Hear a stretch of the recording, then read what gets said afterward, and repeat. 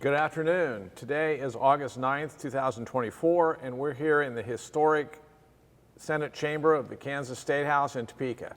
I'm Chris Courtwright, who served for 34 years working as an economist for the Kansas Legislature in its nonpartisan research department before retiring in 2020. For full disclosure, Governor Kelly appointed me shortly thereafter to her bipartisan council on tax reform. Today, I am privileged to interview former Senator and current member of the Kansas Board of Regents, Wint Winter, Jr., who has had a long, distinguished, and diverse career in public service as well as the private sector. In addition to serving as a Republican member of the Kansas Senate from Douglas County from 1982 to 1992, he served as Douglas County Councilor from 1998 to 2001, and also was appointed to the Kansas Center for Entrepreneurship Board in 2004. He most recently was appointed by Governor Kelly in 2021 to the Board of Regents, and his term runs until 2025. Wint is a proud graduate of the University of Kansas, both as an undergraduate and later its law school. A former KU football player, he remarkably enough followed in the footsteps of his father, Wint Winter Sr., in three very interesting ways, given that both of them, in fact, played football for the Jayhawks, graduated from KU Law, and later got elected to the Kansas Senate. In addition to you and your dad, your mom and four siblings were also Jayhawks, and the entire family has had an unblemished record of being longtime supporters of and major benefactors for the university. After leaving elective office, Wint has remained a prominent behind-the-scenes figure in Kansas political circles. Currently a partner and attorney at Stevens and Brand, who specializes in real estate law, banking law, and commercial litigation, Wint also previously served as CEO and chair of People's Bank. Did I get most of that right? You did. Even the stuff that I made up that sounds good and added to your list. It's great to be here.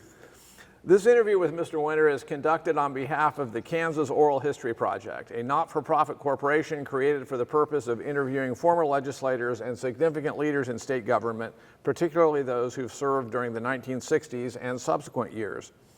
The interviews will be accessible to researchers, educators, and the public through the KOHP website, ksoralhistory.org, and also the Kansas Historical Society and the State Library. Transcriptions are made possible as a result of the generosity of KOHP donors. Former House Speaker Pro Tem Dave Heineman is our videographer today. During your decade in the legislature, Wint, I suppose it demonstrates your jack-of-all-trades, diverse skill set that you served on so many different committees.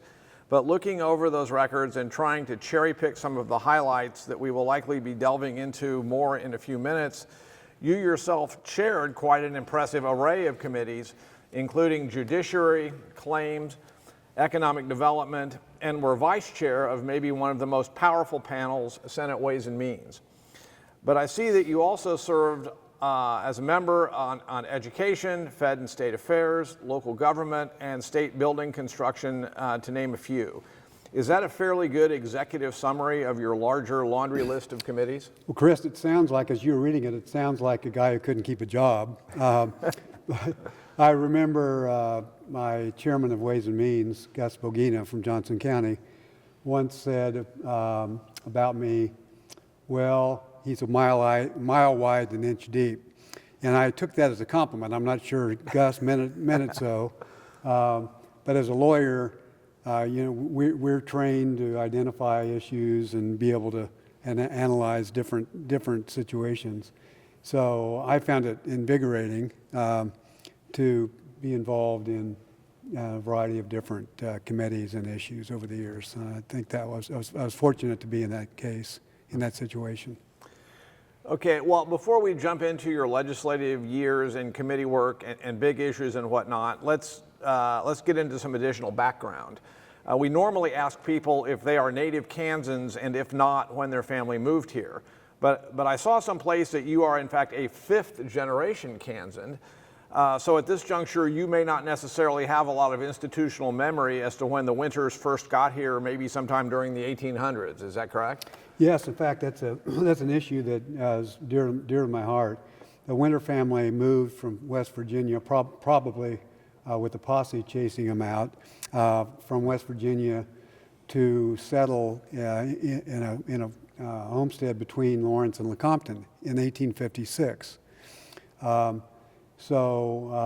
then as one of the more successful farmers in that area, they got together with other folks in the area and decided they needed a schoolhouse. So there's a school situated between Lawrence and Lecompton that's named the Winter School because it was my great-great-grandfather and grandmother that donated the property and helped build that school. And when I'm thinking about the importance of education for us all, I remember that those settlers didn't first build a police station. They didn't first build a hospital. The first thing they built was a school. They knew how important education was, even to people who were homesteading. So, my family, with my involvement, got the Winter School renovated and listed on the National and State Historic Registers. So, yeah, my granddaughters are seventh generation Douglas Countyans. So, with that long explanation, I think it's obvious that I have great pride in the length of time that the Winters have been around. Well, that's fascinating. Your family was here and contributing to the K-12 system even before statehood. Yeah. Another introductory question we often ask is about what gave you the public service bug and whether you had any family history or favorite professors or mentors or anything who lit the fire under you. But as we've already noted, your dad is first elected to the Kansas Senate from Ottawa in 1968 when you were still a teenager. So I'm assuming a lot of very interesting family dinner table discussions about politics during the late 60s must have been an important part of the story.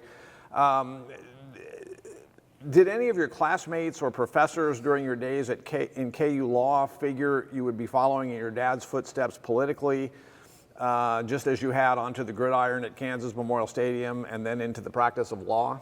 I don't remember that specifically, although the one KU Law School professor was a guy named Barclay Clark, who taught commercial law, and Barclay was a politician himself, got elected to the city commission in Lawrence. So I don't remember having growing up with somebody setting a goal that I should be in politics. It was just, that's what you did. In fact, the story is that my great-great-grandfather was the first elected Democrat county commissioner in Douglas County. Now that may have been the bad news because there was, of course, a big fight about the Ku Klux Klan back then, and the Democrats, some of them, were not necessarily on the right side of that. But there must be something in the DNA of the Winter family that causes us to volunteer to do these things. Well, let's jump ahead to 1980. Your dad, who represented Ottawa, decides not to run again after 12 years here in the Senate, but you try to jump into the State House yourself, running for a House seat in the newly created 44th District in Douglas County. You win the GOP primary, but end up losing that November to Democrat Jesse Branson.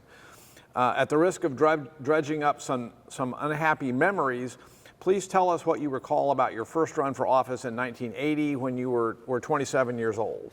Were there debates and forums that you both attended, or was the campaign fought more along the lines of radio ads, yard signs, and postcards? Also, if you have any funny front porch stories to tell us about the first time you were going door to door and meeting some of the more eccentric Lawrence area voters, we would like to hear that. I will tell you that some of my very favorite front porch stories often seem to involve somewhat aggressive dogs. Dogs and other animals. People in Lawrence are obviously quite vocal about many things, including politics. The interesting part, I decided that, I really was driven to be in politics in large part to try to make a difference. And so my slogan on the yard signs was, "He'll get things done. He will get things done." that was an open door for, what was important to me. Well, I represented a district that had some pretty obvious connections with funding state government and education and so on and so forth. So I thought it was important and I wanted to do the job in part because I thought I could help actually make a difference and actually craft legislation that would make a difference. I can tell you that Jesse and I both worked very hard when we went door to door in successive days of 100-degree plus heat. And we did have some, some debates and so on and so forth, but it was really pretty much a retail election. But Jesse won, and somebody told me when I was, during that campaign, they said, well, you're not going to win this. I said, how come? He says, well, do you know what Jesse Branson's husband did? I said, no. Well, he's an OBGYN, and he delivered approximately 98% of the babies born in this town in the last 40 years. I thought, whoops, that's not a good sign for me. And sure enough, and Jessie was a lovely lady, and we worked well together afterwards. But that was not an auspicious thing to learn. The other thing, it's not a very funny story, it's a poignant story, but I was going door to door in North Lawrence and introduced myself to an African-American gentleman, and he said, well, were you any relation to Ship Winter, the Chevrolet dealer? I said, yeah, that's my grandfather. And he looked at me and he got very, very serious, and he said, your grandfather was the first person to sell me or any other black person a car in this county. Before your grandfather, none of us could buy a car because we were presumed to have bad credit, and your grandfather broke that mold. So that made me feel good about my lineage. But I didn't know that I didn't not His vote wasn't enough. It wasn't enough of those people. Before we get back into your next political foray in 1982, I have to tell you that when I was an undergrad at KU, I am pretty sure I saw both you and your dad take the field at Kansas Memorial Stadium one last time in May of 1981, when there was a special scrimmage between the then current KU football team and a hastily assembled alumni squad as a fun way to close out spring football practice that year.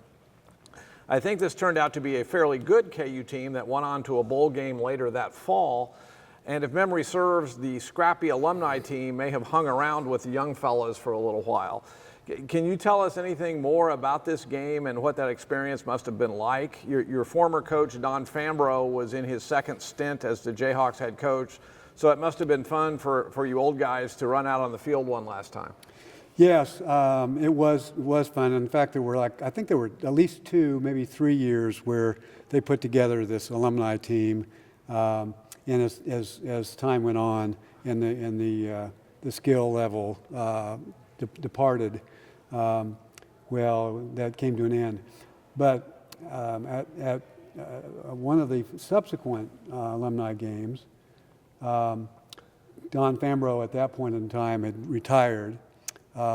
In school, in college, Coach Fambro kicked field goals. So we were told that the last play of the game was going to be a field goal attempt by Don Fambro.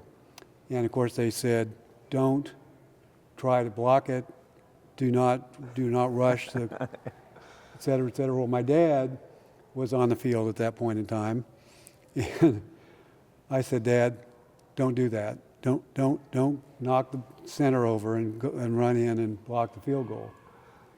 And he looked at me like, well, that's why we're here, isn't it? Sure enough, guess what happened?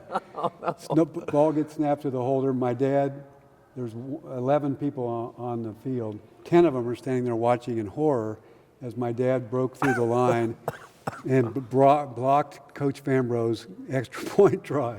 And Fambro was not happy.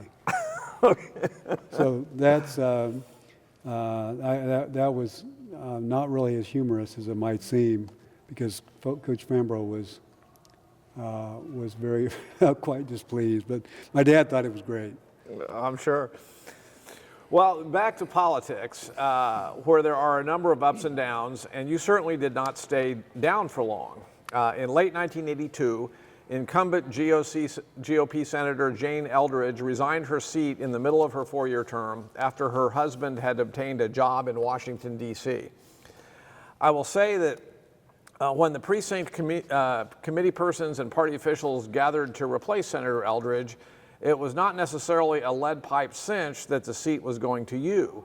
You defeated a gentleman named Doug Lamborn 40-29 after a third candidate lacking significant support dropped out of the race at the last minute, as often happens at these kinds of elections. But please tell us anything you may recall about how running an insider baseball campaign centered entirely within official Douglas County GOP circles must have been a very different experience than going door to door running for the House seat had been 2 years earlier. Well, it was indeed, and that hard work that I put in 2 years before, going door to door and losing well, really was the foundation for me to be in a position to be competitive in that race. But I'll ask you a question. Tell me something about Doug Lamborn and what happened to him after I prevailed in that race. Do you know? I do not. His name's ringing a bell, but it's escaping me. Doug Lamborn went on, he graduated from KU Law School, moved to Colorado Springs, and for 24 years served as a congressman for representing Colorado Springs and Washington. So no one really knew Doug back when we had that contest. And he was one of the first that I remember, sort of conservative, religious conservative folks. Okay. And that ideology hadn't really caught on yet. Nor would it in a liberal college town like Lawrence, yeah. Right. So, but you know, my claim to fame in that election is I beat a guy who spent 24 years in Congress. Which probably means the electorate didn't know much about him. But before we get into specific issues you began dealing with at the outset of your legislative career in January of '83, I'm wondering if settling in here at the State House initially as a 29-year-old may have been a little easier for you than other freshman legislators, given that you had your dad still available to help guide you, not to mention perhaps being able to rely on his contacts with lobbyists, media, and power brokers here in and around the State House. And beyond whatever help your dad and his networks may have been to you, can you tell us maybe how you went about learning all the legislative procedures and nuances, who the key stakeholders and lobbyists were, and whether some more senior members of the GOP caucus helped to mentor you here starting in that 1983 session? Well, first of all, I remember and I did ask my dad for advice, of course, but about the only meaningful advice he gave me, besides remembering to ask him for advice from time to time, really had to do with his statement to me. I asked him about partisanship, and I didn't identify in my own mind particularly as a partisan person. And I said, tell me about what's expected of me with respect to voting on partisan issues, or voting on issues. Is it all partisan? And he said, you know, what I learned pretty quickly in the state Senate is no party has a monopoly on good ideas. So don't be thinking that if the Democrats stand up and offer some amendment or offer some bill, never think that they're wrong, because they're often right. And the truth and the best policies often come from open-minded discussions back and forth. And that served me very well, because when I was here, there were 21 Republicans and 19 Democrats. So if you wanted to get anything done, you really had to be open-minded. and there was no wall in this Senate chamber. That philosophy served me well over the years, but that was the one quick piece of advice that was the most important to me. I was going to ask you if you always maintain a good working relationship with your former opponent, Jesse Branson, who was across the rotunda in the House, but you already indicated that you had. Your tenure in the legislature was characterized by a more bipartisan balance in the Douglas County delegation than what we see today, of course. But as you just noted, I'm guessing that everyone got along fairly well in the Douglas County delegation, and you guys had delegation meetings and did Saturday morning constituent coffees together and all of that. Was it a fairly collegial group? Yes, it was. And as I recall it, I was the only Republican in the group of, 4 or 5 legislators representing Douglas County. And a guy named John Solbach was on the House Judiciary Committee and did a very good job. Jesse Branson, of course, we talked about. Betty Jo Charlton was another prominent person. So I took pride in the fact that we worked together. We didn't fight and scratch and claw. We didn't see things as partisan. And again, I alluded to this earlier, but the interests of the district that I represented and all of us represented were so predominantly oriented toward quality education and finding ways to improve funding for K through 12 education, but of course also for the university and the regent system. Okay. Well, back to the start of things for you in January of '83, one of the biggest issues that session was the severance tax. Incumbent Democratic Governor John Carlin had been pushing for several years to have a severance tax enacted, and the issue tended to be defined as much by geographic lines as it did political party lines. In other words, GOP House Speaker Wendell Lady from Johnson County and a number of other Republicans in eastern and northeast Kansas also supported having a severance tax come along to join in the larger mix of state taxes.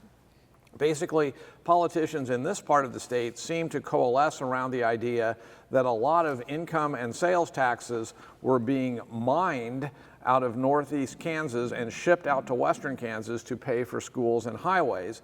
And the belief had been growing that oil and gas producers out west needed to start contributing a little more than they had been to the state's coffers. By way of background and context, I would remind everyone that many of our neighboring states which produced oil and gas, including Texas and Oklahoma, had enacted severance taxes many decades earlier. And Kansas, in fact, had one on the books briefly in the late 1950s before the courts threw it out on a technicality. The powerful oil and gas industry had then fought off any and all efforts to see a tax reinstated throughout the 60s and 70s. The GOP nominee, Sam Hardage, after narrowly prevailing in 1982 in a 5-way GOP primary against Speaker Lady and others, went forward into November, doubling down in staunch opposition to Carlin's proposal.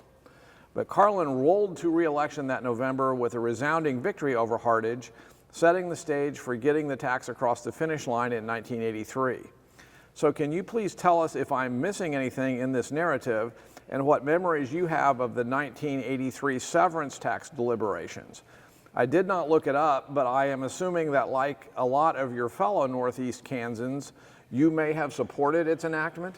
Yes, of course. And that was one of those issues that it was a foregone conclusion that the political economic interests of people in Douglas County were very much linked to those people in Shawnee County and Johnson County. We were all in favor, most of us were all in favor of the severance tax for reasons that you know so well.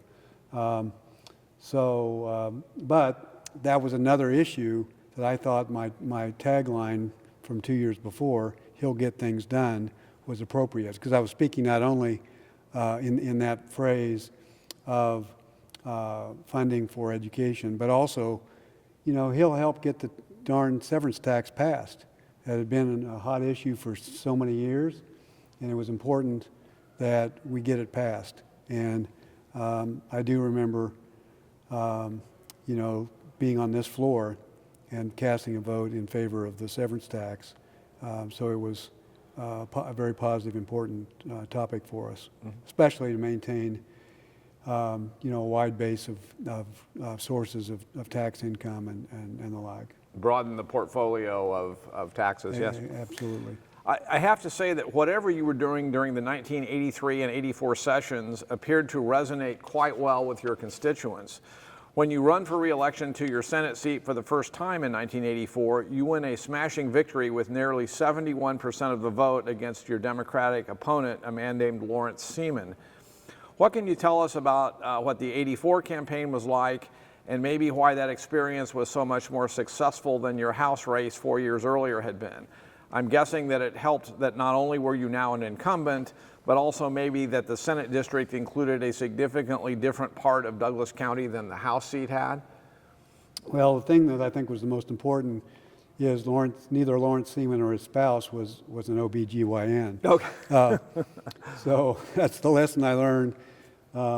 Be careful about running against people whose family is well known and does very happy things around the community. I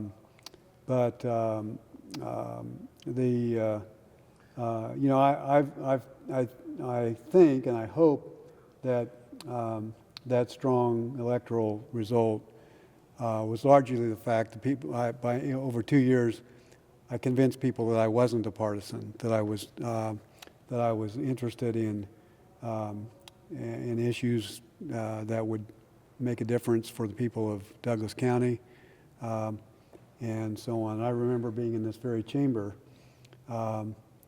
about that point in my career.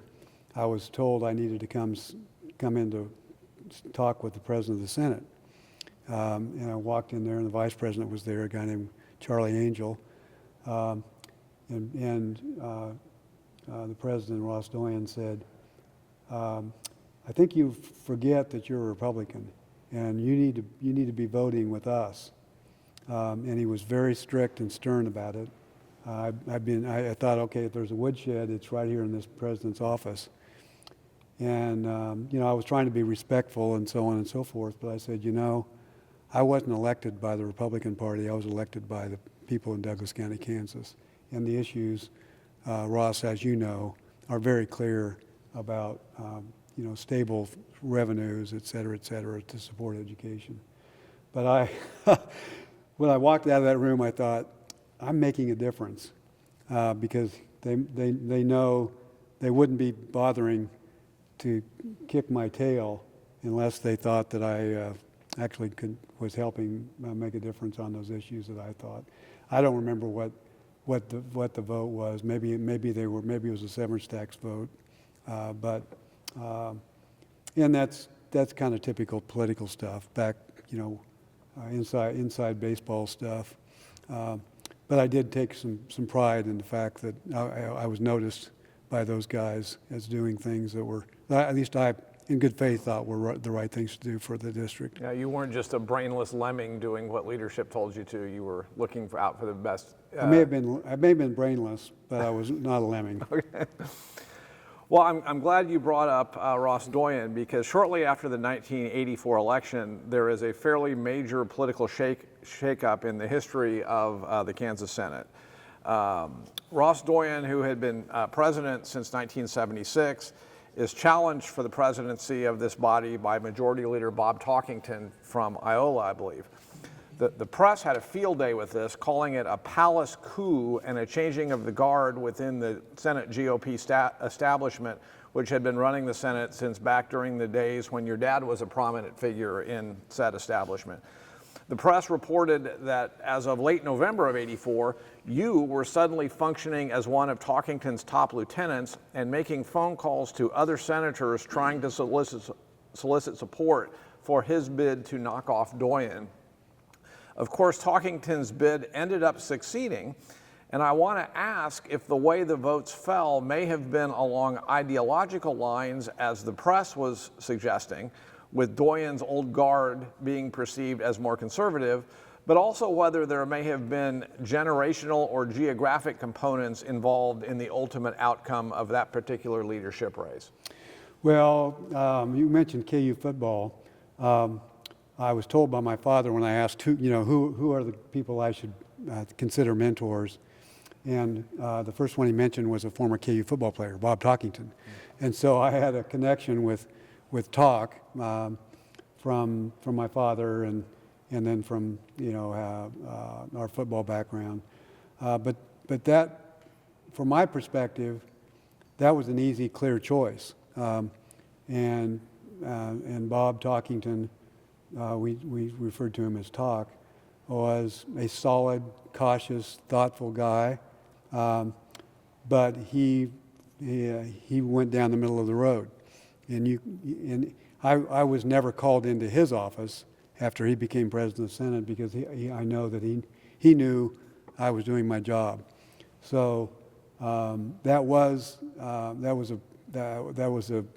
kind of a baptism by fire because I learned how difficult it was to run a secret ballot race for leadership. People would, and yes, I did make some calls on behalf of Talk, and no one could figure out if he really had the votes because people would lie to you. Sure. They'd say, yeah, I'm going to vote for Talk. Well, we never knew because there was a secret ballot, but we know some of those people didn't do what they said they were going to do.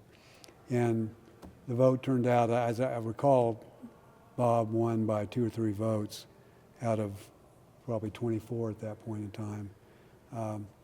But we were fortunate to have good, strong, thoughtful people like Bob Talkington, who people did not see as some wild spending liberal.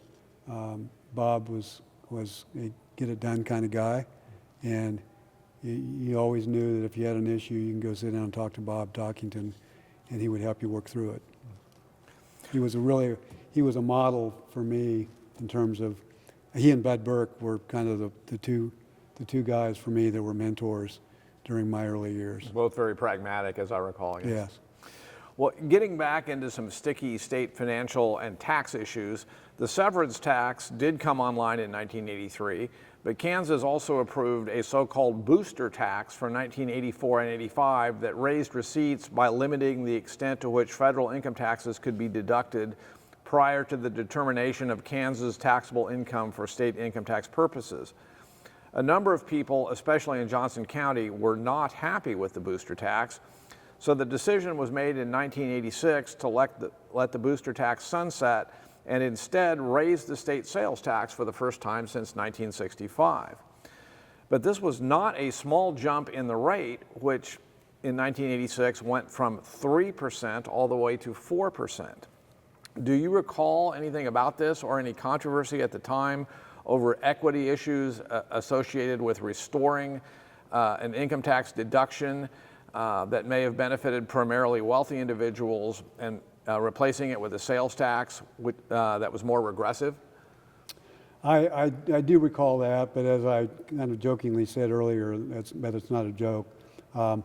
My focus in this world of raising money and spending money was on the spending money side, and I thought it was really disingenuous of people like me in the legislature who were constantly arguing in favor of additional financial support for education of all types. I thought it was really disingenuous for me not to also support broad-based tax measures. Mm-hmm. And I certainly understood the regressive nature of the sales tax. I think that I don't have specific recollections of it other than it was a very important issue. Mm-hmm. And was that your first year as a staff? Was. So I'm sure I listened to you. No doubt. Jumping to a non-time specific and hopefully fun question, we noted earlier that among the panels you chaired was the Claims Committee, where people who had exhausted other options would file various monetary claims against the state, most of which would end up not being paid. in a last-ditch effort to get reimbursed in the annual claims bill that would be enacted by the legislature. A lot of legislators and staffers who worked on the Claims Committee over the years always had amusing stories to tell. I seem to recall there was an inmate who had his stash of Doritos stolen, so he filed a claim for $1,004. $4 for the chips and $1 million for emotional distress. And wasn't there also some years-long controversy about someone who accidentally threw away a winning lottery ticket and sought to get made whole through the claims bill? We would love any cool claim stories you could share about what issues you considered and which ones you may have rejected back in the day. Well, the Claims Committee wasn't one of those highlight type committees. There was the press was hardly ever there. It was just probably met at 7 o'clock in the morning and considered these issues. And the only way an issue would come before the Claims Committee was if there was no legal recourse. Mm-hmm. If there was legal recourse, we would tell people to go to court. Sometimes people would go to court and they'd lose. They'd still come to us. But the inmates have a lot of time on their hands, so they figured out the Claims Committee was one of their best pen pals. So it was serious, but they had a little bit of mirth around the various claims that we saw. The one claim on that wasn't so humorous. I remember at least one, and we probably had 2 or 3 claims of people who were incarcerated but later found to have been wrongly convicted. Not just there, and it wasn't just that they should have found a reasonable doubt. It was clear somebody else did this, mm-hmm. and not these persons.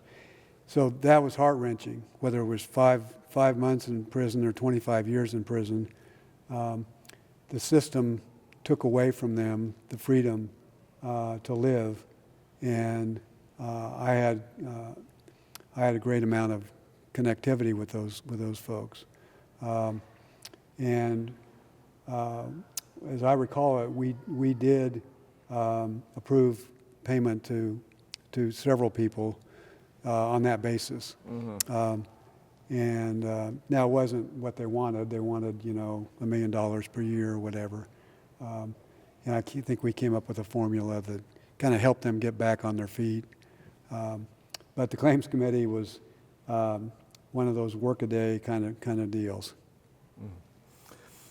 You also chaired the Economic Development Committee, which had been growing in prominence given the emphasis that was placed on all things eco-devo by both Governors Carlin and Hayden. Anything you can tell us about what issues and personalities were front and center for that committee during the mid to late 80s? Well, our august videographer, Dave Heineman, was on that committee. In fact, really helped create the committee from his position in the House. I have a recollection that I was put on a NCSL National Congress Commission of State Legislators. Anyway, that met in that case in Louisville, Kentucky. And the topic was economic development because there had been a national downturn in the economy. And so states and local governments were suffering. So any effort to try to figure out how to produce more revenue, get the economy going was important. And at this meeting in Louisville, there was a guy there whose job it was to consult with people like General Motors and other companies on the topic of where should they build their next plant. And it dawned on us that we needed to hire these people. Those people were being hired by General Motors, et cetera, to tell them where to put their plants. So that's what we did. We ended up coming back, and 2 KU professors, one named Tony Redwood and the other, his last name was Kreider. Chuck Kreider. Chuck Kreider. And Belden Daniels was the consultant that brought in by Governor Carlin, who was, from out of state, and he was involved in a lot of that. So that committee, and it was a special committee, it was a limited term. There were probably 6 to 8 senators, 6 to 8 House members. It was very evenly balanced. There was not a partisan concept at all in their meetings. And we had some really important work to do. And we had some bright people who were consultants to us. And I think that's a really good example of the good or the best of legislative work, where we basically checked at the door of the committee room the cudgels that we would sometimes use politically to beat each other up. And it was very heartening to see that work. And out of that came several constitutional amendments that had to be approved by the voters. We got that done, and so it was certainly one of those things I look back on and feel good about. Very bipartisan. Yes. Yeah. Yep. Well, you spent a great deal of time, as we mentioned, on Senate Ways and Means. Incoming Governor Hayden had a mess on his hands when a bad regional recession had cratered receipts, and the newly assembled 1987 legislature had to enact rescissions more than halfway through fiscal 87 for expenditures that had been approved a year earlier. Really painful stuff, and I recall Senator Feliciano's getting emotional about it out here on the Senate floor. I gather that must have been a tall order for you and Gus Bogina and the other budget hawks to push through those necessary but painful budget cuts at that late point in time, 7 months into the fiscal year. It was tough, and it certainly was, added to that was the importance to the people of the district I represented to adequately support education and other programs. So, but I felt pretty strongly that if we were to be taken seriously in places like Lawrence to fund education, we needed to do the responsible thing. So I remember voting in favor of rescissions.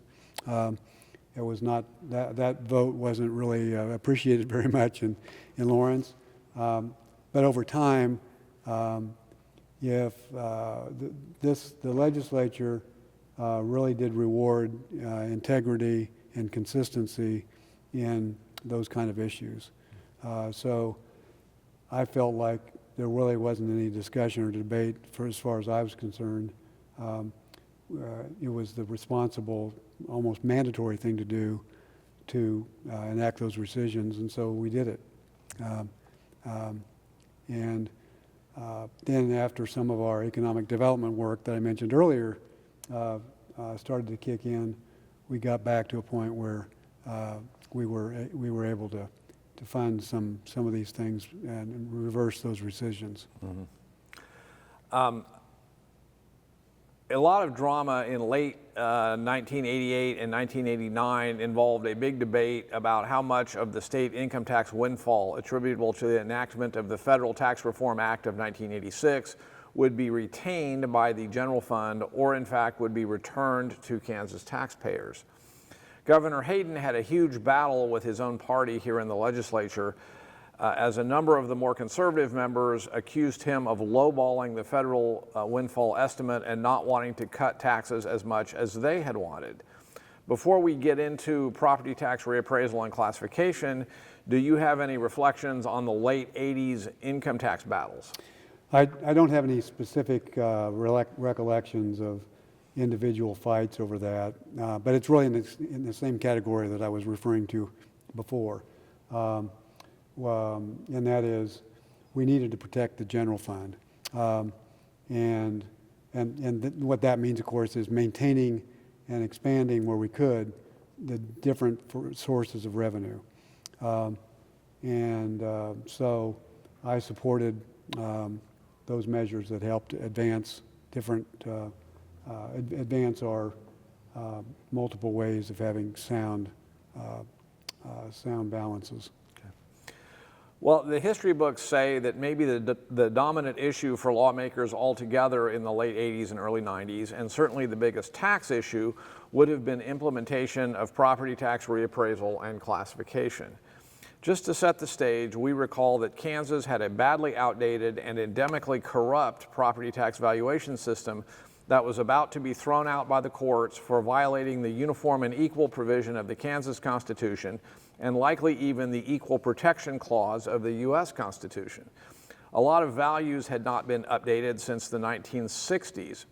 So legislators in the mid-80s passed a mandatory statewide reappraisal that was going to update all values as of January 1st, 1989, giving the counties and PVD several years to get everything up and running.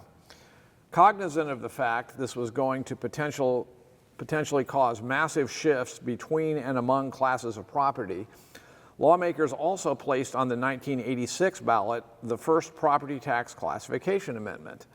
That measure, which was in fact adopted by voters, amended the prior constitutional requirement that all property be assessed at 30% of its fair market value to instead bring in a number of different levels depending on the class of property, whether it be residential or commercial or agricultural land or oil and gas or state assessed public utilities and so forth. The classification plan was designed to minimize the tax shifts that would have otherwise occurred in 1989 on a statewide basis, but I do want to emphasize the word statewide, because of course there was no one-size-fits-all adjustment that would have been possible to head off massive tax shifts in any given county or jurisdiction, even if the shock absorber was being applied somewhat successfully on a statewide basis. So when the new system comes online in tax year 1989, there were in fact massive winners and losers relative to prior law. As with anything like this, the winners don't necessarily send anyone thank you notes, but losers tend to be enraged and energized at the ballot box. All of this long-winded history hopefully jogs your memory enough to tell us what you recall about the so-called property tax revolt and maybe the December 1989 special session and how everyone here at the State House tried to respond. Well, the property tax classification issue that you just described was probably tied for first on another topic that we'll talk about in a minute. Tied for first as to issues that were profound and deeply seated and politically challenging. And from my perspective, as chairman of the Judiciary Committee and a lawyer, I felt like I needed to be available to give people opinions on legal issues in the legislature. And I wasn't the most important person in that regard. People in the revisor's office and research were probably more important. But the way the property tax system developed over the years became unequal, became unconstitutional, and became a situation where we simply could not avoid tackling the issue. It cost Mike Hayden his job, but I felt like there was just no way that we could do anything other than tackle it. And it would be irresponsible to suggest, oh, we don't have to do that, or so on and so forth. It wasn't optional. We had a system that was unconstitutional, and the question then became, do we want the legislature and the governor running the state, or do we want a bunch of judges running the state? So the obvious answer, I think, is we want the legislature and the elected officials. So I didn't really get too worked. I'm sorry to say I didn't get too worked up about it. I didn't get too worked up about whether or not it was necessary. It absolutely was necessary, and there was no way to get around it. And that's, we had many people in this body and in the House stand up and say, we don't have to do that. This is not something we have to do. Well, I'm not the smartest lawyer in the world, but smarter lawyers than me answer that question, heck yes, we have to do this. So it was just one of those issues that responsible legislators had to get over quickly whether or not this is required. Hell yes, it was required. Fix it. Had to bite the bullet. Well, you mentioned this a minute ago, but due in part to some of this political fallout and angst, as well as other frustrations with Hayden, Democrats in 1990 take control of the House for the first time since the mid-'70s. Democratic Governor Joan Finney, a self-described populist and a bit of a political outsider, is elected at least in part because both of her predecessors, Governors Carlin and Hayden, had been blamed for the property tax reappraisal and classification upheavals we just discussed. So there had been this tectonic political shift that had occurred that set the table for your final two and in some ways most interesting years in office during the early 90s. Let's talk a little about Governor Finney, who was such an interesting figure politically. Sometimes it seemed to me like she was from a third party, at least from the standpoint that she was not at all shy about clashing with legislative Democrats on occasion any more than she was with legislative Republicans. Can you talk about your own personal interactions with her as well as those in her administration, and how would you characterize her relationship with the GOP Senate caucus as well as the full legislature? We're going to get more specifically into school finance questions here in a minute, but do you have any funny or fascinating stories to tell about Governor Finney? Well, Governor Finney, the word offbeat comes to my mind in thinking about Joan Finney. In many ways, she was courageous. She would see paths that nobody else would see. She probably drove the Democrats crazier than the Republicans because it's hard to challenge a governor in your own party, even when they're wrong. But she was a good person. She cared deeply about the state of Kansas. And in politics, sometimes it's important to have some offbeat ideas. Ultimately, she knew what had to happen. She benefited, of course, from the whole issue of classification and reappraisal. That's why she became governor. But I don't remember many things with respect to her that were humorous. She was interesting. She was kind of fun to be around. You never knew exactly what she would say, and even if she said it, you weren't sure what she meant. But she was a good person. I also seem to recall that she had lobbied legislators to place initiative and referendum constitutional amendments on the ballot, but nothing ever came of that. Were you among the legislators who opposed her initiative and referendum proposals? I don't remember, to be honest with you. It seems to me that when I sit here now, it seems to me like that initiative and referendum would be something that I would be attracted to. Mm-hmm. But I don't remember whether I voted, how I voted on that. 30 years ago, you might have thought a little differently about that. I might have. But that was another very good example of the offbeat nature of Joan Finney. She had no, I don't remember talking to her about it, but I don't think she ever would have thought, who could be opposed to letting the public vote and give us direction? Power to the people. Power to the people. So she brought things to us that probably nobody else would, and that was an example. That was one of them. History, of course, shows that in 1992, the legislature, at Finney's urging, passed arguably the most significant piece of public policy in the last 50 years. The historic K-12 school finance law, a measure which was designed not just to comply with constitutional mandates regarding adequacy and equity, but also to dramatically reduce property taxes in most areas of the state. Governor Finney, as we just noted, felt she had a mandate to roll back property taxes given the results of the 1990 election. So the way the final version of the 92 school finance law came out was that there were sales and income tax increases enacted, with the new money pumped back through the new K-12 funding formula to decrease property taxes in most areas of the state.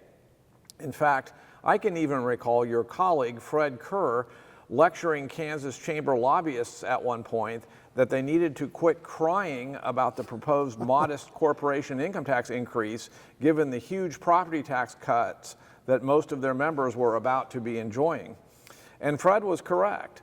We know that in 1991, school district general fund mill levies ranged from 9 to 98 mills across the state. Under the new law in 1992, all of that was replaced with a single mandatory statewide levy of 32 mills. So in the vast majority of school districts, I think it was some 290 of the then 303 districts, there were property tax cuts that were in some cases huge. I honestly don't know how many thousands of different numerical plans, runs, and permutations that Dale Dennis, Ben Barrett, Steve Stotts, Mark Burkhart, and I might have pulled together during that very long and deliberative 1992 session. But where did you and your fellow Lawrence area legislators come down on the final version? Were you generally satisfied with the new law and the new system? The short answer to that is yes, but by way of explanation, this is the other issue that I was referring to about the fact that, as Judiciary Committee Chairman, I felt I had to bring some fidelity to what we're required to do by law. And by the way, when you refer to the runs, you're referring to the computer-generated projections. You could tell the computer, imagine we increase property taxes, or decrease property taxes by X. Imagine we increase sales tax by Y. It would then tell you for every single school district in the state whether that district was a winner or a loser. And so those reports really changed dramatically the way the legislature worked.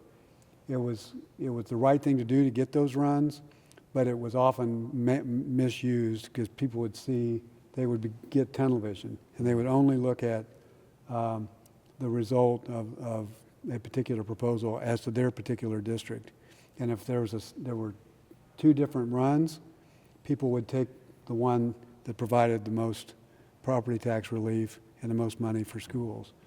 But that issue was a rather dramatic end to my career because of the profound nature of the problem and the fact that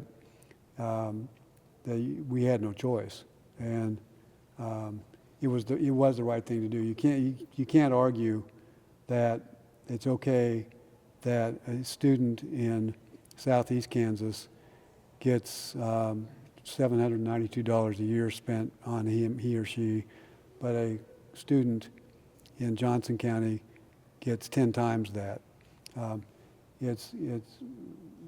amount of money that goes into education does have a direct result in the quality of that education, and so like my position on property tax classification and reappraisal, I felt like it was obvious we had to do, and I tried to calm people down a little bit and say, do we need to do this? Yes. Look at this provision in the Constitution. It's not fair and it's not right to have winners and losers in the form of children in the equality of their education, and we just had to do it. It was painful, it was difficult, but it was the right thing to do, and it was the only thing that actually could have been done in that context. As much as we've been discussing some of the prominent politicians with whom you interacted, and given that we've already talked about some of your interactions with Governors Carlin, Hayden, and Finney, let me take a minute and ask you about several others who were serving here during your era. You served in the legislature for a number of years with future Democratic Governor Kathleen Sebelius working across the rotunda in the House. And you also, of course, served for a 4-year term here in the Senate with future U.S. Senator Jerry Moran during the late 80s and early 90s. Can you tell us about your initial impressions of them and whether you had any inkling as to whether they had bright political futures? I'm guessing it may have been possible that you had known one or both of them prior to their entry into electoral politics, since Sebelius, I think, was a lobbyist for the trial lawyers before first getting elected in '86. And Moran also, by the way, came through KU Law School, as you had, although later than you, but then went on to work for the Attorney General's office during the mid-'80s. We would love to hear any stories or anecdotes you can share about your first interactions with them, as well as any and all others you may have had over the past 30 to 40 years. Well, first of all, your question jogs my memory about a somewhat humorous situation, self-deprecating to some extent, but humorous situation with Governor Carlin. And it was the first year I came up here. And of course, people know about the page situation. If you're a junior high or high school student, you can serve as a page up here. And you typically go, you're sponsoring legislator, you go to the governor's office and they take a picture with the governor and so on and so forth. So I remember taking my pages down to get a picture taken with Governor Carlin. And so I was standing there watching these high school students get their picture taken, and Governor Carlin said to me, "Come over here."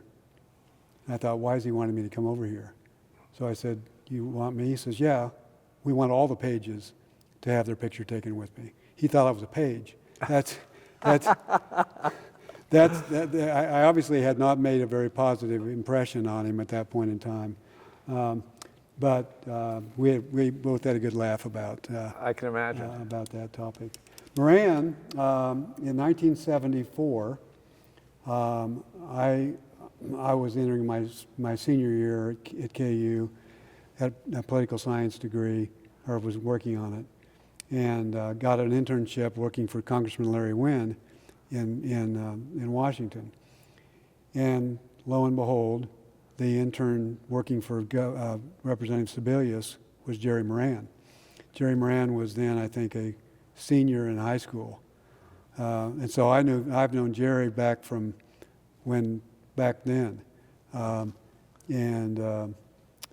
He served as vice chairman when I was chairman of the Judiciary Committee, and we had a lot of things in common and discussed issues back and forth.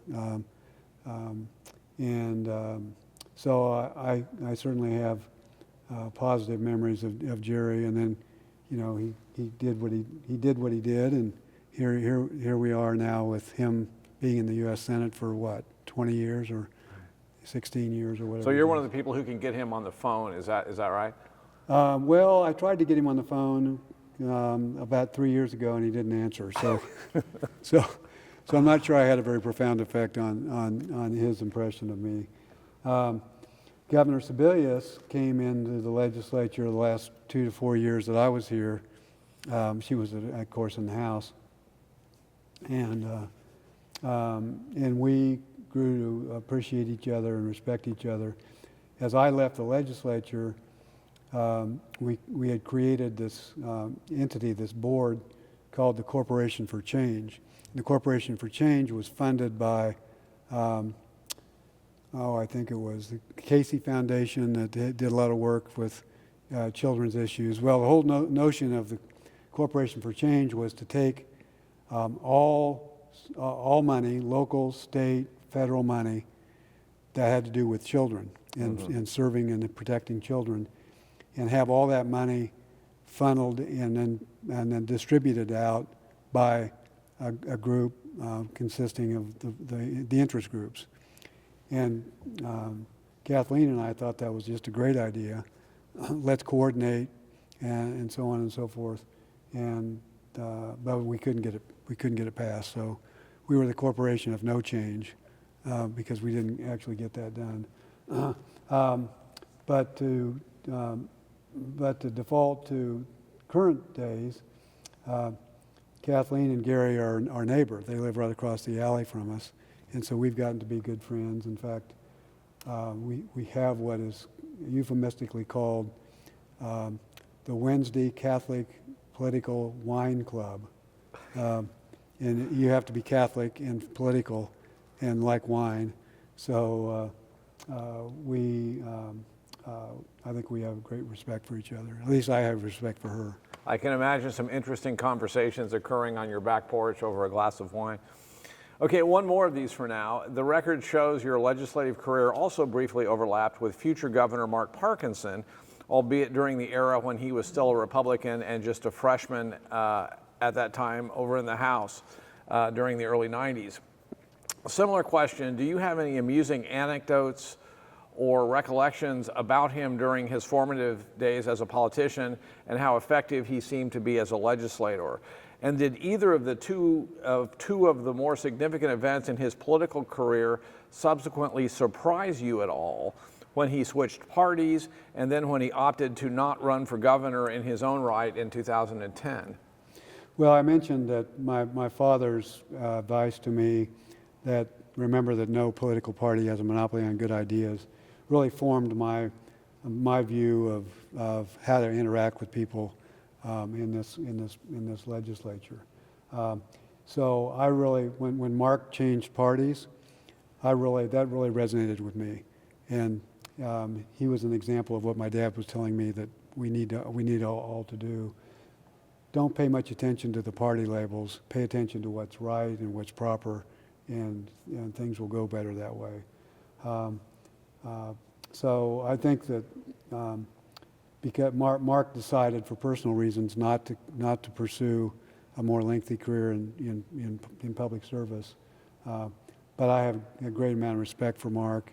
I think he did the right things the right way and had the courage to change parties, and I wish we had more people like him.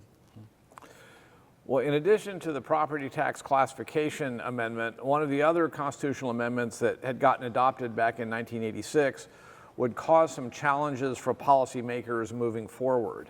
The state lottery was authorized, and the implementing legislation was then adopted in 1987. But the federal government in 1988 subsequently approved a law that allowed Native Americans to open casinos in states having authorized certain kinds of gambling. By the time Governor Finney was in office in the early 90s, she was negotiating treaties with several of the tribal nations that would get those casinos off the ground here in Kansas. But looking back at press clippings, it looks like not everyone in the legislature necessarily agreed with the interpretation of the feds that the fact that Kansas had a lottery automatically triggered the ability of Native Americans to open casinos. The Senate even considered a bill that would have sought to explicitly stop those casinos from opening. You spoke in favor of that legislation in 1992, pointing to some indictments that had come down in California where Chicago mobsters had tried to infiltrate some of the new Native American casinos, and you called them a potential breeding ground for organized crime. With hindsight being 2020 and the way legal gaming is embraced in so many more ways now, 3 decades later, are you generally pleased with the way things went with the development of the Native American casinos, followed of course by the state's own casinos, and now we even have online gambling available on our cell phones? Do we think we have thus far been successful in keeping organized crime out of any and all state authorized gaming that goes on here? I think that the approval by the legislature of what ended up being parimutuel wagering was one of the worst days in the history of the legislature when I was here. You know, what does parimutuel betting tell us? What it tells people is you can get something for nothing. That is antithetical to the whole state motto. Our motto is ad astra per aspera, to the stars through difficulties. Mm-hmm. It's not to the stars through ease, through luck, et cetera, et cetera. And I just think culturally, it's absolutely the wrong thing to do for any state, and it was the wrong thing to do for Kansas. I wish we would have won that vote, but we didn't. And it was one of those things where you really realized the train was on the track and that thing was going to get approved. But I wish I and others who are opponents had been more effective in stopping it. You generally think gambling is sort of antithetical to the state's motto and our work ethic. Absolutely. What it says is if you pay $1 and get a lottery ticket or a parimutuel ticket, then do that enough times and good things are going to happen to us. Through no effort on your part, through no good judgment on your part, through no support for the virtues that made Kansas great. So it seems like that's just one of those political issues. To me, it was a very, very bad day for the state of Kansas, and we would have been much further ahead had we prohibited, to the extent we could, parimutuel vetting. Okay, on to abortion. As chair of Senate Judiciary and one of the Senate's top legal minds about the extent to which multiple bills in Kansas seeking to regulate abortions might have been problematic given what the U.S. Supreme Court had said in Roe v. Wade, your hands must have been full dealing with the myriad of proposals and all the legal arguments. What recollections do you have about some of the early 1990s dynamics regarding abortion politics here in the State House, especially after the 1991 Summer of Mercy protests in Wichita that made national news? Well, I ended up sort of backing into a fairly important role along with really bright people like Joan Wagner and David Heinemann and so on and so forth on this issue. And I'll tell you the end result of it, and then I'll explain why. The end result is within 3 or 4 months after the end of that session, where we adopted, and Governor Hayden, I think, signed what was generally thought to be a thoughtful, moderate kind of bill. I was approached by my parish priest, and he told me that he thought I would be more comfortable as a Methodist, which was pretty obvious. He thought I'd screwed up in voting for this bill, but there were, at that point in time, there were 2 anti-abortion groups, and I forget exactly the right one. One of them was opposed to any change at all in abortion law unless it was a complete banning of all abortions, no matter what. Then there was another one who took a more pragmatic approach. But what happened was the law in Kansas, there was no restrictions whatsoever because the old law was declared unconstitutional by Roe versus Wade, and so anybody could get an abortion for any reason, whenever. And some of us didn't think that was the right way to do.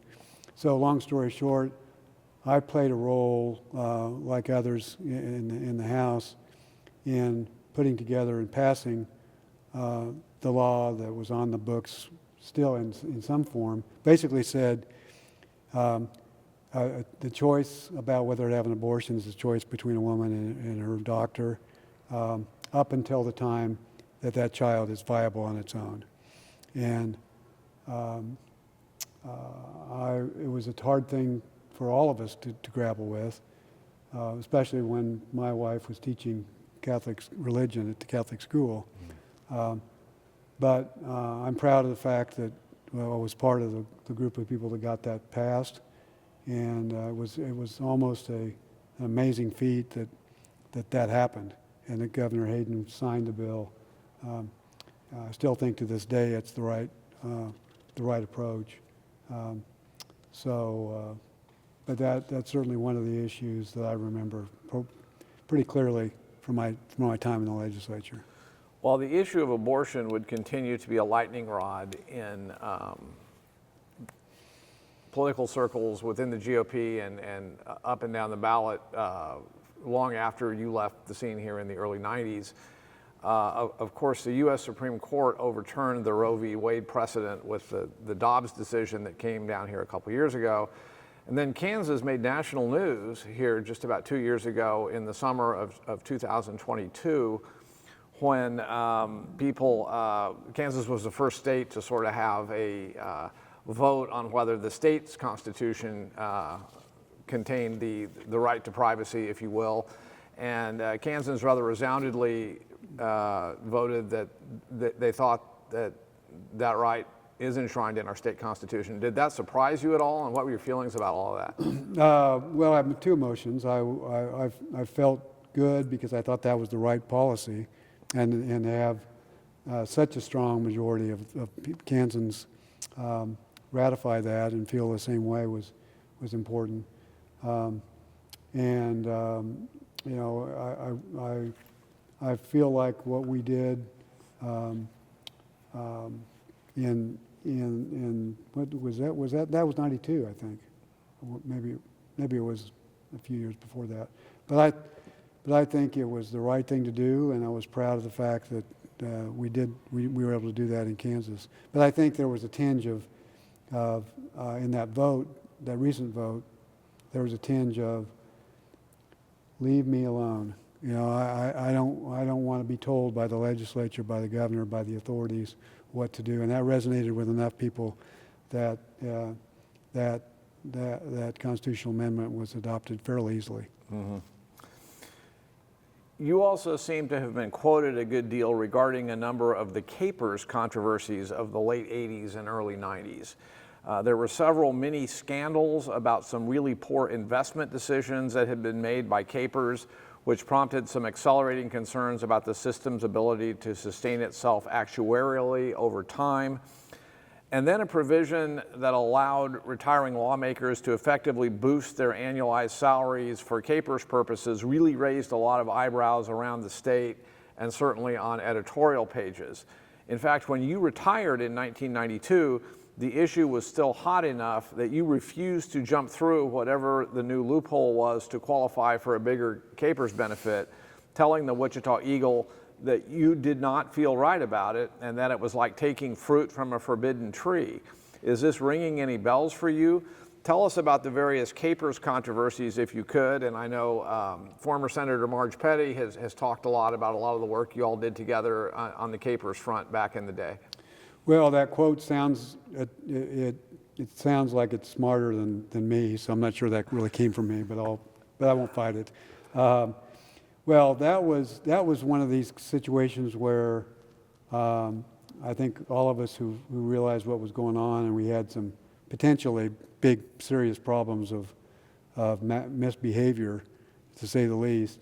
It was like, this can't be, this happens in New York or Pennsylvania or somewhere. It doesn't happen in Kansas, but it happened in Kansas, and we created a situation where it was too enticing for people not in business not to try to get some money from the state retirement fund for their own purposes. But that was an undertaking I think was necessary to do. It was done correctly. We hired outside lawyers who didn't have conflicts, and we uncovered a lot of bad stuff.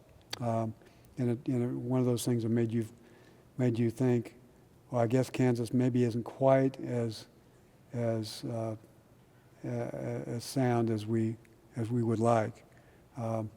But in the end, the job was done the right way. It was another, like the Eco-Devo committee, was another one of those limited special committees that worked very well together. Mm-hmm. And I remember Marge being prominent in that work.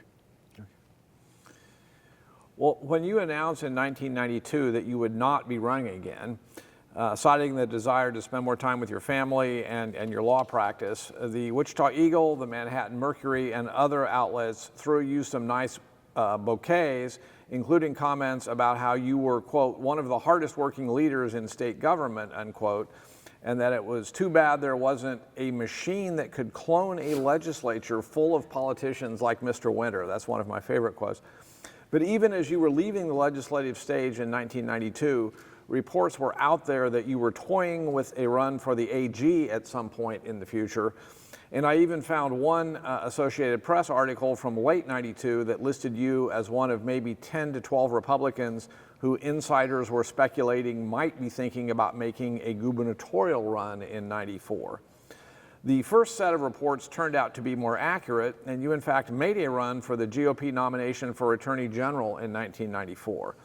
In that very interesting three-way primary, you were defeated by less than 1,000 votes by future Attorney General Carla Stovall, who prevailed with just over 38% of the vote.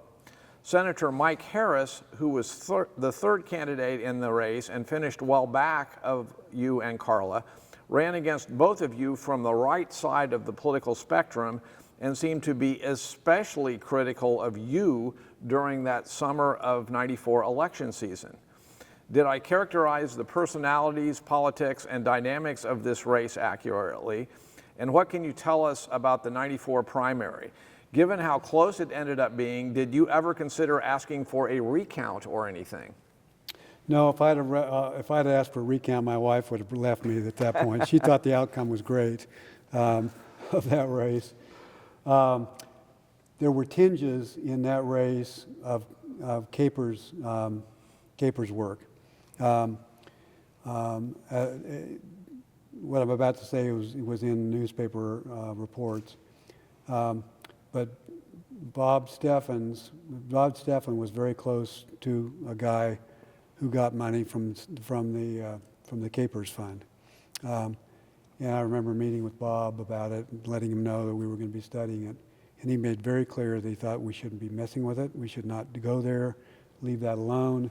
And I said, General, we can't ignore it. We've got to do a good job of investigating and make sure it's done right. But I made, with regard to my work in KPERS, I made people upset.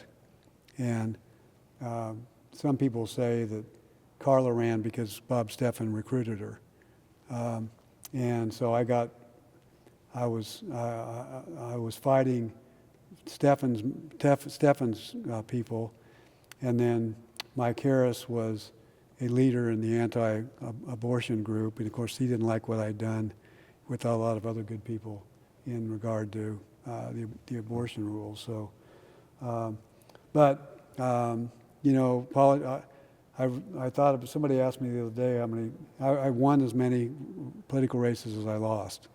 So, and some of the best things for me were in the long run, were losing. It was tough to lose, but if I'd have won that, I probably would have been on a path that would have required me to run for governor, Congress, U.S. Senator, and I don't think I'd be married to my same wife if that happened. So, Glass is definitely half full.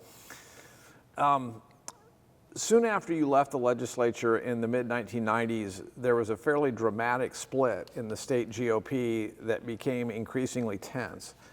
In late 1994, something similar to what had happened in the Senate a decade earlier now took place in the House when Speaker Miller was challenged within the GOP caucus and subsequently deposed by Tim Schallenberger, long a champion of the more conservative faction, in the race to determine who was going to be Speaker of the House for 95 and 96.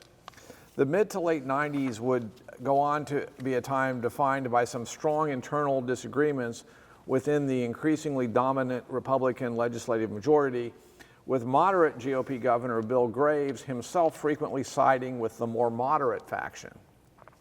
This was a period where both the state and national economies were quite strong, and one of the flashpoints involved tax policy, with major reductions being a top priority of many conservatives. Graves and other moderates during this time, especially here in the Senate, were wanting to move a lot slower on many of these cuts than some of the more conservative House members. Were you still contributing advice from afar to some of your former colleagues in the Senate during this era? You know, when I lost that race, not for Attorney General, not because I was upset or down, I was enjoying my retirement, and I really didn't get motivated to be involved in politics until 2000, would it be 14 or 12, when I saw what Governor Brownback had done. And I felt like so many of us who I served with in the legislature that I don't even think they would call themselves moderates. They were just logical people. We knew how disastrous that was likely to be.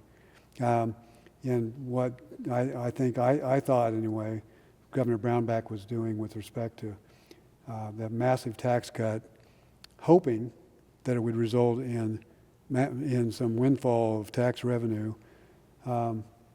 That was really nothing. That was like going across a high wire without a net. And we had worked so hard for the years that we were there, and I mentioned voting for rescissions, voting for cuts, et cetera, that it just seemed to me, and to many of us, moderates, that it was the wrong thing to do. So that's what motivated me to get back involved. And as I recall it, Kathleen asked me if I'd be part of a kind of Republicans for Sebelius movement, and I was glad to do that. And then from there, I just kind of caught on. I was asked. Yeah. We're going to get to your role in some of those groups endorsing various gubernatorial candidates here in just a minute, but I did see something interesting that the Kansas City Times in 1997 ran a bit of an expose on the NCAA, revealing golden parachutes, Learjet trips, and sweetheart mortgages that were being enjoyed by NCAA executives, all of which must have seemed even more appalling during that pre-NIL era when players were not able to avail themselves of some of the opportunities they have today. You, as a former NCAA athlete and state policymaker, were quoted in this series of articles as being critical of the NCAA, noting that while the college sports governing body had maintained, quote, a quaint version of volunteerism clothed in educational garb, they were in fact a phenomenal economic machine with tentacles reaching into professional sports. Is this ringing any bells? And given what the major college sports have now become in recent years, is it fair to ask if history ultimately may have now acknowledged your points about how antiquated the old model of the NCAA had become? Well, clearly, the world of intercollegiate athletics has been stuck on its head. And I think, as my quote suggested, we missed the boat trying to fix the NCAA earlier. I remember two people who worked for the NCAA, I think it was the general counsel and somebody else, came and asked to meet with me. I introduced this bill that would have made the NCAA was then in Overland Park. It would have required the NCAA to pay state income taxes unless they changed their rules to follow due process and equal protection. Not a hard thing to do. They refused to do that. And later moved to Indianapolis. But I was essentially threatened by them that I better back off of that. Well, the Senate passed that bill, and it went to the House and sort of got stuck. But that's just another one of those things that, time has told me some of the things I worked on weren't such a great idea. Some of them I think got better, got to seem better as time went on. But I think the NCAA is getting what they deserved because they were so anti and opposed to any kind of reform at all, and now they're paying the price for it. Well, jumping ahead to 2002, and you mentioned this a minute ago, you seemed willing to continue to weigh in publicly on behalf of the moderate and centrist approach, pragmatic governing approach that we've been discussing, given that you were one of the founders of the Republicans for Sebelius group during the gubernatorial election year. And I gather this was before she was your next door neighbor. Correct. Outgoing Governor Graves did not endorse GOP nominee Tim Schallenberger until well into October of that year, and you told the press that Graves probably had a lot of pressure from others and could not jump ship and not endorse the GOP nominee, even though he probably wanted to not endorse him. I'm guessing the others you were referencing must have included Bob Dole, who had endorsed Schallenberger much earlier, but you can feel free to confirm or deny that. You also blasted the conservatives in the Hayes Daily News, noting that they almost take a destructive outlook toward government, particularly the education sector. So you must have been pleased when Governor Sebelius was elected in 2002. Did you then support her reelection bid in 2006, or did you keep your powder dry that time around? I did. If I wanted to hide my support for her before, I couldn't do it. I was happy to do whatever she wanted me to do to try to be, as Bob Dole supposedly said to somebody that was running for office in Russell, I'll be for you or against you, whatever helps the most. So I probably told Kathleen that same thing. But one of the things, we didn't really have factions in the legislature. Maybe they were starting in '92, but people were civil on the floor, on the Senate. They were civil for the most part in the House. Were civil in talking to the second floor of the governor's office. And that was true no matter whether people disagreed with policy issues. We're so fractured now, we're so pushed to the extremes that those things that those of us who were moderates worked so hard for now look kind of silly. I'm not even sure there's fiscal conservatives left. It's been interesting for me to see how some of the leadership in the legislature doesn't seem to be upset about spending significant amounts of money. The conservative used to mean, well, we're going to conserve or hold on to or protect that which we have, and that's not the way things are anymore. And moderatism or centrist philosophy, which I happily agree with, isn't really a political position. It's a way of communicating with others about politics, and that is centrists, moderates, don't, when they read a position on an issue from somebody on either extreme, we don't immediately say they're wrong or they're right. We see it's time to ask questions. Tell me more about the way you feel. Tell me more about what makes you think that we should do X, Y, and Z. And I think that if we can regain some of that philosophy, some of that willingness for us in the middle to ask questions, again, believing that political parties don't have a monopoly on good ideas, we'd be so much better off. I hope the pendulum will come back and we'll see people rewarded for finding true compromise. But what I was trying to do with a lot of other people, moderate Democrats, moderate Republicans, was reward that kind of thinking where we didn't just shut off the other side because they, quote, were extremists. We wanted to sit down and talk to them and understand what made them feel that way. Mm-hmm. Well, swimming in some of these same waters a few years later with respect to this bipartisan centrist approach, it looks like in 2012 you were among the founders of the Traditional Republicans for Common Sense, alongside a number of your former friends and colleagues, including Rochelle Cronister, Sheila Fromm, Gary Scherer, Wendell Lady, and Fred Kerr. And by 2014, you and that group were largely backing Democrat Paul Davis for governor. I found one hilarious report from this era that said you were contacted by The Daily Show and Jon Stewart. Apparently one of Stewart's people from Comedy Central sent someone to Kansas to talk to you. During that interview, after you explained your opposition to Brownback and his failing tax experiment, the correspondent inquired as to whether you were an actual Republican, since you did not really sound like one. You were then challenged to name 3 hip-hop artists, but you in fact could only name one, leading them to conclude somewhat tongue-in-cheek that you must in fact therefore be a Republican after all. I do remember that, and that was hilarious. I was way outclassed by the folks from The Daily Show.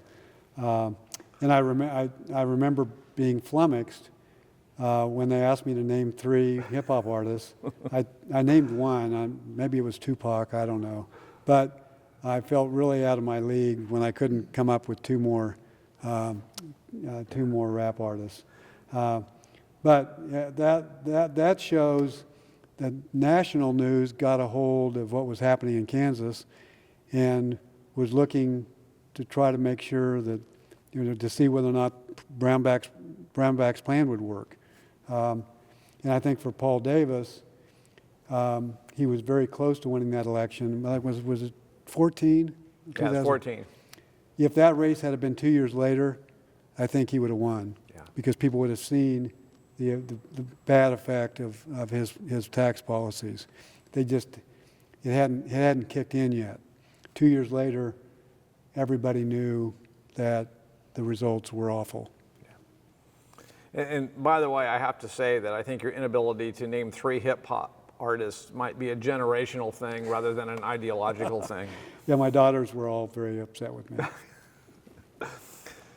Well, please tell us anything else you would like about your impressions of the 2012 to 17 self-described tax experiment implemented by Brownback and his allies here in the legislature. You've talked a little bit about it. Did you ever try to, Art Laffer was flown into the state as a special consultant. There was all this Sturm and Drang going on, and the fiscal crisis became ongoing and institutionalized after a few years, as you mentioned.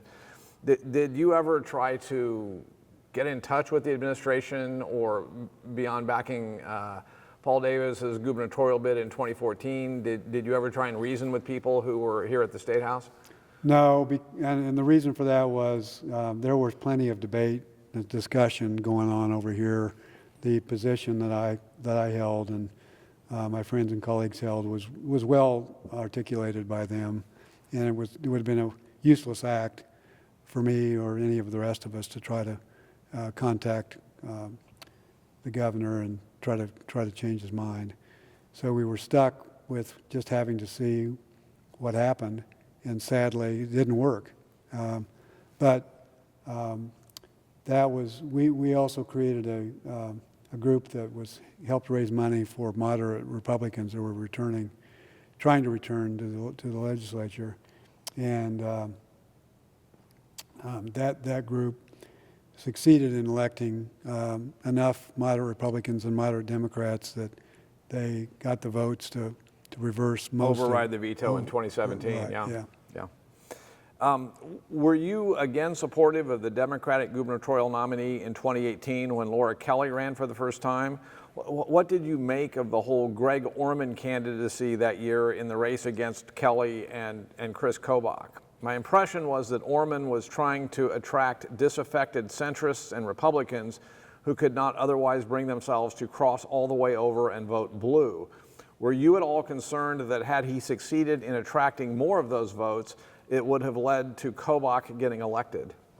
Yes. I met and worked with Greg some, and he's a very bright guy. I think his political instincts were right. I think my concern with Greg was I think he just made the wrong judgment about whether or not he could be successful. And he asked me to, he asked a lot of people, including me, for public endorsement. And I said, I really like what I see of you, and I'm going to do that unless Laura Kelly surprises me and she decides to be a candidate, in which case I think you have no hope of winning, and I'm not going to back somebody who has no hope of winning. Ultimately, that's what happened. Laura decided to run, and she asked me and others to support her. And I said yes, and the next thing I did was pick up the phone and call Greg and say, I'm out. I told you that if she got back in, I'd be helping her if she wanted me. He didn't take that very well. But the instinct is right. I just think that I wish it was true that we could make a moderate third party work. I don't see it happening. And if you find out the way to make it happen, let me know, and I'll probably get involved. I'll keep you posted. Governor Kelly nominated you for the Board of Regents in 2021, and your confirmation hearing in the Senate came up during 2022. But there was some opposition to your confirmation from several from several GOP senators who were railing more generally at the regents about so-called woke ideology on college campuses. But was that maybe a straw man of sorts? And do you think that maybe some of the flack you were getting may have been a blowback from lingering animosities regarding some of your support of Democrats over the years? Well, I gave those folks enough reasons to be against me that I'm not sure which reason they wanted to pick. But I knew before even the governor's nomination of me was public, there was going to be a fight. And I've talked to the governor's office people, and I said, you know, if you expect me, I said, if you're going to nominate me, I'm going to be there. I'm going to do this as hard as I can. And are you prepared for that? And they said, sure. So I think that there were several reasons. I think it was kind of predictable political stuff when they were taking after me.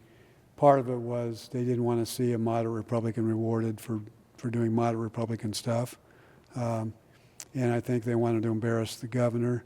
Not that it's a big deal who the governor picks to be on the Board of Regents, but I think it would have been viewed as a defeat for her.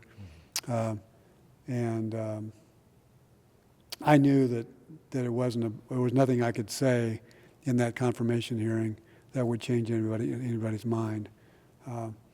But there were several important partisan leaders over here in the legislature that told me that they thought I was the right guy, and they did what they said, and they continue to support me. So I'm appreciative of those people who ended up supporting me. Well, congratulations for having gotten across the finish line and confirmed. And as we mentioned, you're on the Regents into 2025. We have recently had fairly interesting talks with two other former lawmakers, Ed McKechnie and Kenny Wilk, who served on the Regents a decade or so ago. And both of them told us that during some of the first major conference realignment battles that were occurring during that time, the amount of stress on the board, as well as at KU and K-State, was incredible. This, of course, was an era where it looked like the Big 12 might be going away as a major entity, and there was some talk of at least KU maybe being able to get on a lifeboat and move to the Big 10. I guess I would ask that now that the Big 12 seems to be stabilizing and adding new teams and likely to survive as at least one of the three major conferences, according to the pundits, is this still a topic of discussion for the board? Do you have people telling you that KU and K-State need to figure out a way to stay in the same conference and protect the historic rivalry and whatnot? What are your feelings about all of this, as not just as a board member, but as a former participant in the so-called Sunflower Showdown? Well, I can tell you that my position has always been, when on the Board of Regents, that we should stay out of these athletic fights. I have some friends who have worked with the Board of Regents in Oklahoma, and they tell me that about all they do is want to fire the coaches or tell people who to hire and fire and so on and so forth. The Board of Regents of Kansas has no business being involved in those kind of issues. We need to make sure that we hire and retain presidents and the chancellor who are really good and really strong and can handle this themselves. So there was, a couple of years ago when I was on the board, a time when there was some thought that, yes, KU might be invited to be in the Big Ten, and that may be without K-State going there. And just that notion caused a lot of bad feelings and confirmed once again that we have no business in the Board of Regents being involved in athletics. Now, mind you, there's a theory of college athletics called the front porch theory, which sort of follows the notion that in a house, the least important room is the porch, except for having people interested to see the rest of the house, because the front porch is cute. Surely the rest of the house must be cute. So there's no question about the fact that the educational function of universities is helped by successful extracurricular activities. And So you can see when K-State goes to a big bowl game, enrollment goes up. When KU wins a national championship, enrollment goes up. It just happens. But the legislature, as I said, needs to stay away from being involved in the hand-to-hand combat over those issues. Well, given that the failed tax experiment was repealed rather decisively with a veto override vote in 2017, the U.S. Supreme Court has now allowed states to collect use taxes on goods shipped in from out of state. The federal government's various COVID relief packages contained a generous amount of aid for states and local units, and that Governor Kelly has generally been a good steward of the state's resources. We just concluded fiscal 24 with more available resources in both the state general fund and the so-called rainy day fund than at any time in our history. And tax relief has again been a major priority, with a major package of tax cuts having just been enacted recently during the special session. But I know that a number of legislators and university officials who share your passion about the importance of higher education funding and keeping tuition costs from exploding again have quietly expressed some frustration about there not being a larger share of resources earmarked for this important area of the state budget. Many of them have been asking, if we are not going to make an increased commitment to fund higher ed now, when will it ever realistically happen? Is that a common refrain that is often shared with the board these days? Yeah, there's one aspect that is shared, and that is we are advocates for improving higher education. I tell people my job is to improve the quality and quantity of higher education for Kansas people. But you know, in this case, what we should be doing, again, is advancing advocacy for higher education. Over here, that runs the gamut from whether we ought to be asking people their position on DEI, all the way over to issues of funding. And we need to be very effective on the funding side, particularly, without denigrating the whole DEI issue. That will be navigated through one way or the other. In fact, I can tell you that I feel very good about the legislature's funding of higher education in the last 2, maybe 3 years. We had some very, very good years.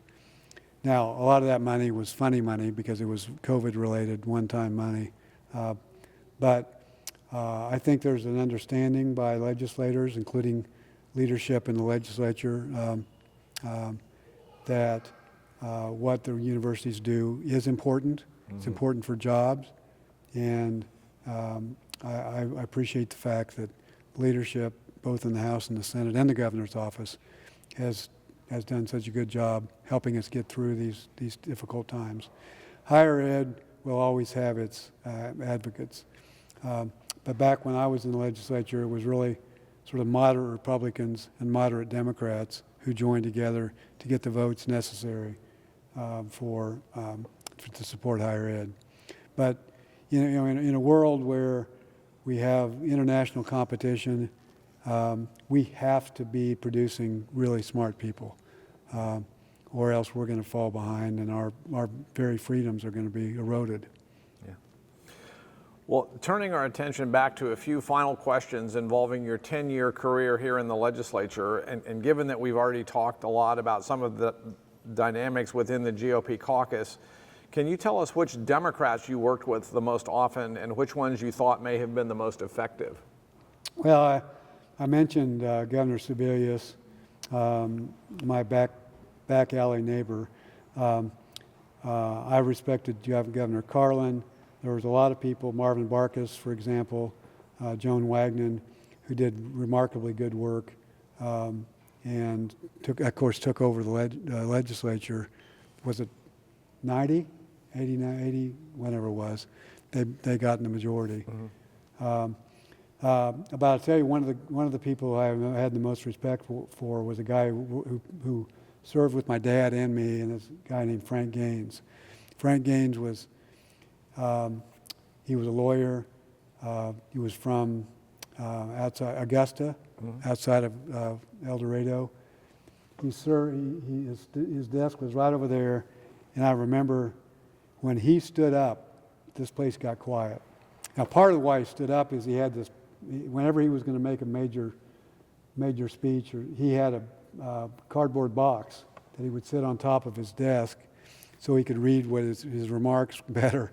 But Frank Gaines was a guy who did the right thing no matter what his party was doing. And it was easier back then because, the Democrats, probably better than the Republicans, allowed their members to do the right thing. But Frank was really a great guy, and it was great to serve with. Mike Johnston became a good personal friend of mine. He was minority leader here in the Senate. And we had a family banking organization, and I asked Mike to serve on the board of directors, and he did. And I appreciated all his help through those times. But I don't know for sure how it is now, but I have a feeling that there's a bifurcation of the legislature by political party. There's just not nearly as much discussion. We had great discussion. We had disagreements that were partisan in nature. But there's not a time when I felt like that any member of the legislature from either party was being disingenuous. Well, a similar ask about lobbyists. Which ones did you respect the most, and maybe which ones did you dread seeing the most coming into your office, regardless of how effective they may have ended up being? The ones I probably didn't like in my office were the ones who wanted me to vote to cut taxes, so making it harder to fund education. So. And now I don't, in a serious vein, I never found, there was one time when I felt like a lobbyist was saying something inappropriate to me, or making some kind of threat or promise. So I think that my experience with lobbyists has been that there were, just like anything, some of them were better at it than others. But I never really, I feel like Kansas at that time had people of integrity serving in the legislature, serving in staff, and as lobbyists. Okay. Well, same for state officials, especially cabinet level. You worked with quite a number of different secretaries of revenue, transportation, and SRS and whatnot over the years. Any particular memories regarding those relationships or of working with their staffs? Well, I'd say the same thing. The heads of the agencies, cabinet level agencies, I think by and large were really, really good people. The governors worked hard to interview and pick people with skill. Very seldom do I remember seeing or hearing about a cabinet level a person who didn't deserve it or who was there because they had helped politically. Trying to remember the name of the guy who was the Secretary of Transportation for so many years. Anyway, he came from out of state, good guy. So I just feel like from both the lobbyist and the cabinet offices, we had some really good fortune with having good people in those roles. Well, it does seem to me that your strong suit has always been working with others, regardless of policy differences, to get things accomplished. But now that I've complimented you on this comes the trickier question to think about. Given that you've been around the policymaking whirlwind in one form or another since the early 80s, how would you compare and contrast the institutions of state government today, especially the legislature, with the way things were 4 decades ago? What are the biggest differences, and are those differences generally positive or negative in your mind? You've already talked a little about this, but feel free to talk about anything you want, from changes in technology to increased political polarization to changing perceptions about the role of the public sector to the accelerating influence of powerful special interest groups. Well, I referred to it earlier, and when I say that, I mean my discussion of what I think it means to be a moderate or a centrist, and that is that we should never jump to conclusions about why others are advocating a particular position. We should never denigrate someone else's position, even though it seems perhaps on its face to be illogical. There there's too much name calling. There's too much I'm right and you're wrong. There's too much tribalism.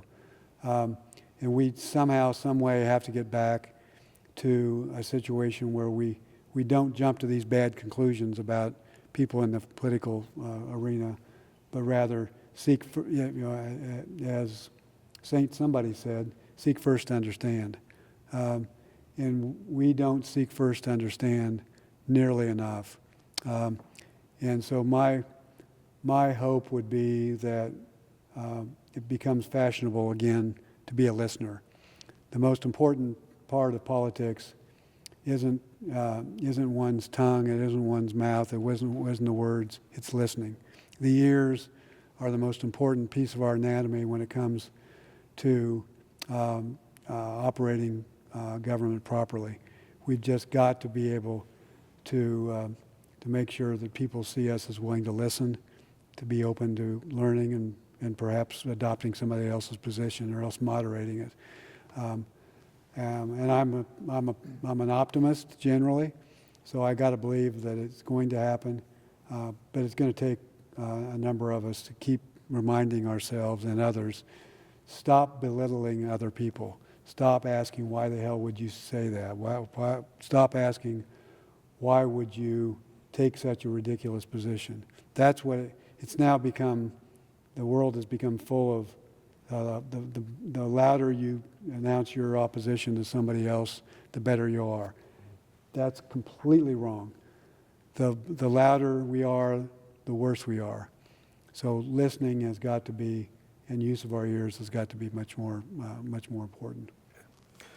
Anything else you want to add about what the future holds for you? I'm assuming you may still be engaged in an informal advisory role here and there in the policy-making process. Will you be closely monitoring the results up and down the ballot this fall? Yes. I mentioned that in the 5 or 6, 10 years after my run for Attorney General, I basked in not being involved, but I got grabbed back into it. And I think that we all have been fortunate to have a couple of really good governors, and Laura is doing a great job.